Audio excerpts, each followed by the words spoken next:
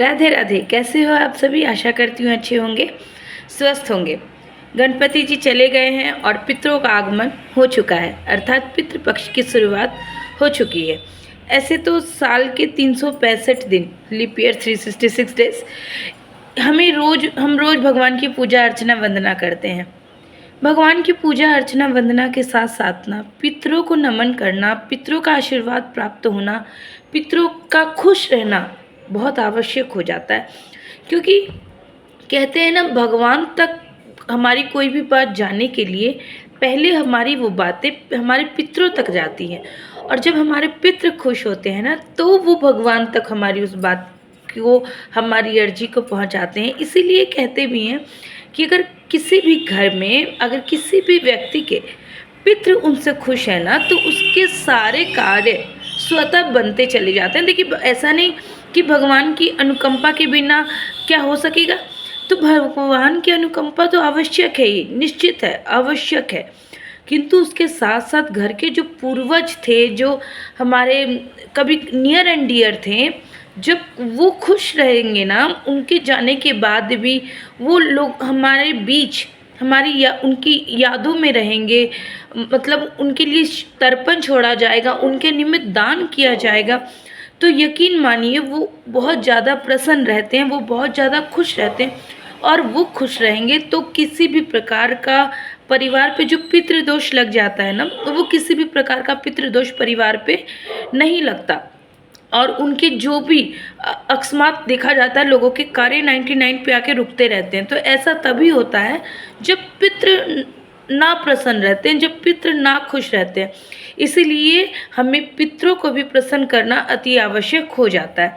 साल के 365 दिन जब हम लोग पूजा अर्चना वंदना भगवान की करते हैं, तो इन समय हम अपने पितरों के निमित्त भी पूजा पाठ कर सकते हैं। लेकिन आप कह सकते हैं डेली बिजी शेड्यूल्स बोल सकते हैं, या फिर समय का अभाव बोल सकते हैं, या फिर किसी भी कारणवश लोग 365 दिन कंटिन्यू भगवान की पूजा अर्चना, तो देखिए 2 अगरबत्ती जला दिया, 1 लोटा जल भोले बाबा पे चढ़ा दिया, पूजा अर्चना वंदना हो गई। जब भगवान की पूजा इतनी सुपर फास्ट वे में करते हैं, तो पितरों की पूजा क्या ही करेंगे। तो पितरों के मतलब देखिए, कोई भी कार्य हमारे ना पूर्वज, हमारे जो भी हमारे शास्त्रानुगत बोल सकते हैं, या फिर हमारे जो पूर्वज है, जो हमारी हमसे बड़ी पीढ़ी है, उन्होंने किसी भी कार्य के लिए, गृहस्थ लोगों के लिए या फिर नॉर्मल लोगों के लिए भी सभी कार्यों को बहुत आसान करके रखा हुआ है।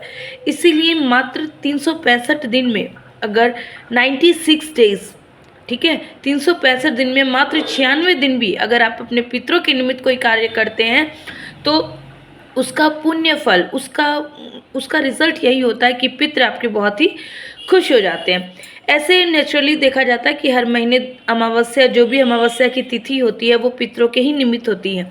तो अमावस्या की तिथि पे आप पितरों के निमित्त दान कर सकते हैं। इसके अलावा जो भी संक्रांत की जो भी तिथियाँ आती हैं, उस समय भी पितरों के निमित्त दान किया जाता है। और सबसे मेन जो कि है श्राद्ध पक्ष, जी हाँ, जो कि पितृपक्ष आरंभ हो रहा है 17 सितंबर से, जो कि 16 दिनों तक आप इन समय, अगर आप पूरे वर्ष नहीं भी कर पाते, लेकिन इन दिनों ये जो समय होता है, पितृपक्ष का जो समय होता है, इस समय अगर आप अपने जो भी आपके पितर जी हैं, जो भी आपके पितर महाराज हैं, उनके निमित्त अगर आप दान करते हैं, उनके निमित्त अगर आप स्नान दान करते हैं, उनके निमित्त जो भी कर्मास होते हैं उसे कर सकते हैं। और क्या कर्मास करने हैं, इसके लिए हम नेक्स्ट वीडियो में बात करेंगे। लेकिन पितरों के निमित्त सबसे पहले बस आप इतना ध्यान रखिए कि अगर घर में पितृदोष लगा हुआ है, इसका मतलब यही होता है कि आपके घर के पितृ आपसे खुश नहीं है।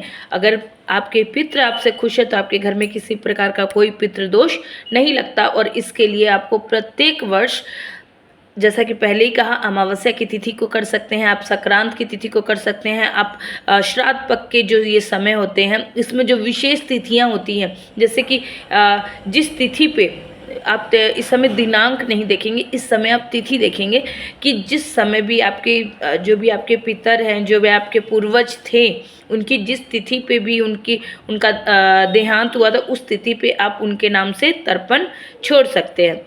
और दान कर सकते हैं, ब्राह्मणों को खाना खिलवा सकते हैं।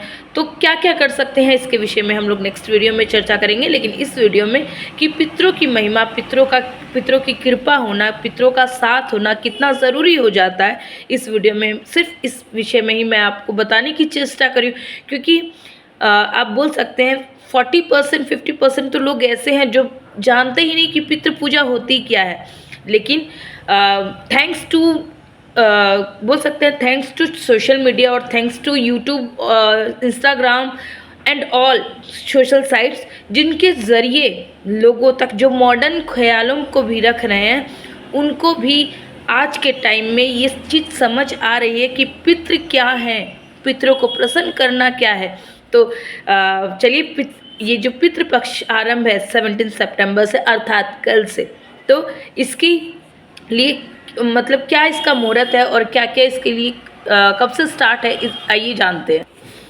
पितृ जब हमसे प्रसन्न हो जाते हैं तो पितृ अपना आशीर्वाद देते हैं। पितृ हम लोगों पे अपनी कृपा बरसाते हैं और हमारे कार्य बनने लगते हैं। तो आपको सबसे पहले विश्वास अंदर में पूरा एकदम प्रगाढ़ 100% आपको विश्वास रखना है कि नहीं, आपको ये कार्य करना है, इससे हमारे पितृ खुश होंगे, हमारे पितृ खुश होंगे तो हमारा कारोबार, हमारा कार्य, हमारे जो कर्माज है वो अपने आप ही एनर्जेटिक वे में कार्य करने लगेंगे। तो सबसे पहले जानना है कि ये जो पितृपक्ष आरंभ हो रहा है ये ऐसे नेचुरली कब आता है। तो हर साल भाद्रपद मास के पूर्णिमा तिथि पर पितृपक्ष का आरंभ होता है और आश्विन मास की अमावस्या तिथि पर, जिसे सर्वपितृ अमावस्या भी कहते हैं। ये सर्वपितृ अमावस्या क्या होती है, जिन्हें भी ये ज्ञात नहीं होता कि उनके पितृ किस तिथि पे गए हैं, तो वो सब सर्वपितृ अमावस्या वाले दिन अपने पूर्वज के नाम पे स्नान दान करते हैं।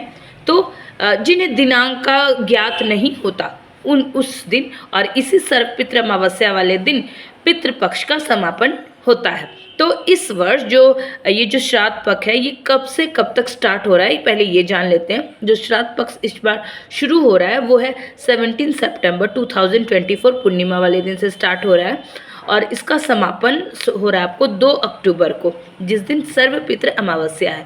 तो इस दौरान पितरों को खुश करने के लिए आप बहुत से कार्य कर सकते हैं। क्या कार्य कर सकते हैं, अगेन इन नेक्स्ट वीडियो। लेकिन पितृपक्ष आरंभ हो रहा है, अतः इस समय आपको, और एक चीज़ और, लोग कहते हैं पितृपक्ष आरंभ है तो क्या देवी देवता की पूजा नहीं करेंगे? जी क्यों नहीं करेंगे। पितृपक्ष चल रहा है तो भी आप देवी देवता की जैसे नेचुरली डेली पूजा करते हैं वैसे आप पूजा कर सकते हैं। हाँ, कुछ कार्य नहीं कर सकते, जैसे जो नए व्रत उठाते हैं वो पितृपक्ष में नए व्रत नहीं उठाते। जो व्रत का उद्यापन करते हैं वो भी पितृपक्ष में व्रत का उद्यापन नहीं करते। इसके अलावा भी बहुत से मांगलिक कार्य होते हैं जो आप पहली बार कर रहे हैं, मांगलिक कार्य, वो सभी पितृपक्ष में आरंभ नहीं किए जा सकते। अगेन जैसे नए व्रत नहीं उठा सकते, उद्यापन नहीं कर सकते। शॉपिंग देखिए, जो आवश्यक है, जो डेली रोज़मर्रा की चीज़ें, वो अलग बात है, लेकिन एक जो स्पेशल शॉपिंग बोलते हैं उसे आप इन दिनों ना ही करें तो अति उत्तम होगा। इसके अलावा तामसिक भोजन का त्याग करना चाहिए, बाल नहीं कटवाने चाहिए, नाखून नहीं कटवाना चाहिए। तो इन सब छोटी छोटी चीज़ों का आप लोगों को ध्यान रखना चाहिए। इसके साथ ही अब जैसा कि इस वीडियो का जो भी आपको पता है कि किस दिनांक को कौन सी तिथि पड़ रही है, तो अगर आप पूर्णिमा का श्राद्ध कर रहे हैं या फिर पूर्णिमा के श्राद्ध का तर्पण कर रहे हैं तो वो आपको 17 सितंबर दिन मंगलवार को करना है। अगर आप प्रतिपदा का श्राद्ध कर रहे हैं तो आपको 18 तारीख को करना है, 18 सितंबर को। अगर द्वितीया का कर रहे हैं तो 19 सितंबर को। अगर तृतीया का कर रहे हैं तो 20 सितंबर को। और अगर चतुर्थी का कर रहे हैं, जिसे महाभरणी श्राद्ध भी कहते हैं, अगर इस दिन कर रहे हैं तो ये 21 तारीख को। पंचमी का श्राद्ध करेंगे तो आप 22 तारीख को करेंगे। षष्ठी का श्राद्ध करेंगे तो 23 को। सप्तमी का करेंगे तो वो भी आपको 23 को ही करना है। तो ध्यान दीजिएगा, षष्ठी और सप्तमी आपको 23 को ही करना है। अष्टमी का जब आप करेंगे तो आपको 24 तारीख को करना है। नौमी आपको करना है तो 25 तारीख को। और दशमी का श्राद्ध अगर है तो वो 26 तारीख को करना है। एकादशी का अगर श्राद्ध है तो वो आपको 27 तारीख को करना है। द्वादशी जिसे मघा भी कहते हैं वो आपको 29 सितंबर को करना है। त्रयोदशी का आपको 30 सितंबर को करना है और चतुर्दशी का आपको 1 अक्टूबर को करना है। और सर्वपितृ अमावस्या आपको 2 अक्टूबर को लग रही है, जिससे जैसा कि मैंने आपको पहले ही बताया, जिन्हें दिनांक ज्ञात नहीं होता वो इस तिथि पे सर्वपितृ अमावस्या वाले दिन श्राद्ध करते हैं, तर्पण करते हैं और अपने पितरों को नमन करते हैं। तो आशा करती हूँ ये वीडियो आप लोगों के लिए हेल्पफुल होगी। फिर भी कोई क्वेरी हो तो आप मुझसे मैसेज में पूछ सकते हैं। जय पितर महाराज, हर हर महादेव। भगवान आप सबकी इच्छाओं को पूरा करें। और सबसे पहले भगवान प्रसन्न हो गए, इसके साथ ही आपको पितृ को भी प्रसन्न करना है। तो इन दिनों आपको अपने पितरों को नमन करना है, उन्हें याद करना है, उनके नाम का तर्पण देना है। उनके नाम का अगर आप कुछ नहीं भी कर पा रहे तो अपने पितरों के नाम से किसी गरीब के घर में अन्न भर दीजिए, उनका राशन दे दीजिए। अपने पितरों के निमित्त आप किसी गरीब बच्चे की एजुकेशन स्टार्ट कर सकते हैं। जितना आप कैपेबल हैं आपको उतना कार्य अवश्य करना चाहिए। इससे क्या ही होगा, इससे दुआएं निकलेंगी और वो दुआएं हमारे पितरों को लगेंगी और वो तृप्त होंगे और वो भर भर के आशीर्वाद देंगे और हमारा जीवन सफल होगा। तो राधे राधे, जय श्री हरिदास।